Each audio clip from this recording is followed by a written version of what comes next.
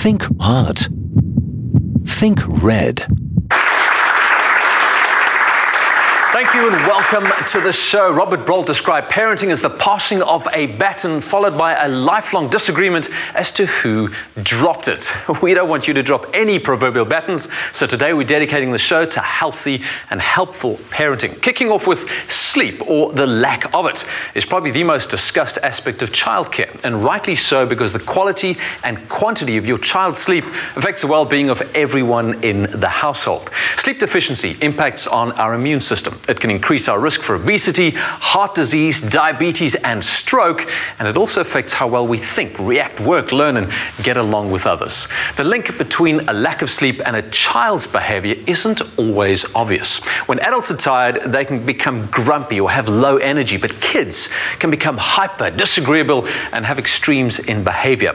Most kids' sleep requirements fall within a predictable range of hours based on their age. But remember, each child is unique and has individual needs with distinct sleep needs. The bad news for new parents is that sleep struggles rarely end with your child's move from crib to the bed. It simply changes form. Instead of cries, it's pleas or refusals. Instead of a feeding at 3 a.m., it's a nightmare or a request for water, yet again. So how do you get your child to bed through the cries, screams, avoidance tactics, and pleas? How should you respond when you're awakened in the middle of the night?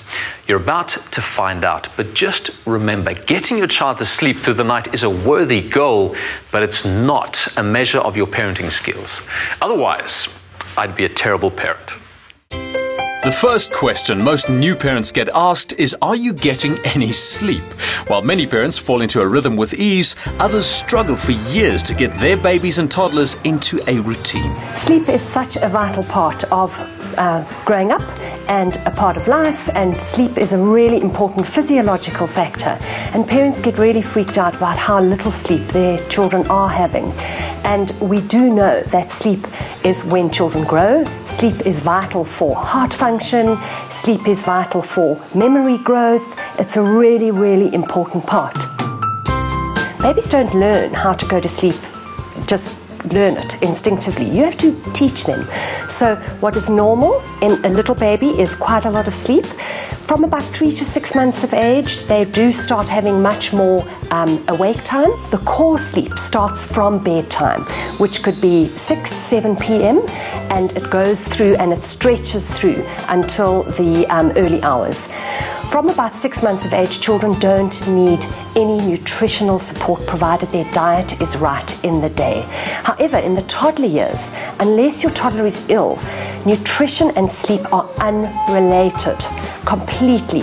And that's where a lot of parents get caught into this whole nighttime bottle scenario. And toddlers need to know that the milkman goes home at bedtime and he will reappear in his van in the morning. And if you don't tell your toddler that, how's he going to know? And as long as you are getting up and you are giving bottles in the night, your toddler will always expect it. Another myth is that teething causes sleep disorders, but that's simply not true. Hi, Anne. My question is regarding sleep training. Kate is 7 months old. When is the right age to start, and what would you advise regarding that? Natalie, what I would like you to do is to not hyper respond to her. So when you hear her starting to rumble, give her a little bit of time to see, can she self-calm? Give her the chance for her to actually spot her own dummy. What I'd like you to do is give her dummy in her hand. And because she's at that age where she can actually grab whatever's in her hand and put it in her own mouth. And each time when she wakes, at each waking, wait a little bit longer.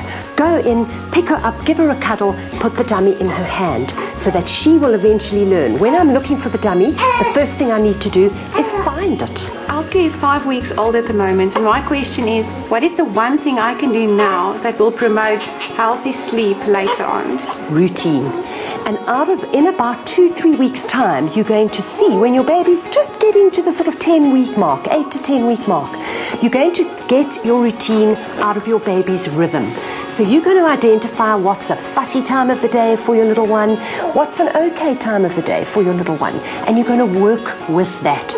My question about Hayley is she continuously fights to go to sleep, and more so, she won't go to sleep unassisted. I have to be there. It's either on the breast or in the car, and I can't do that permanently. Okay, Jessica, what is happening is that you are thinking that your little one needs to feed every time she is fussy.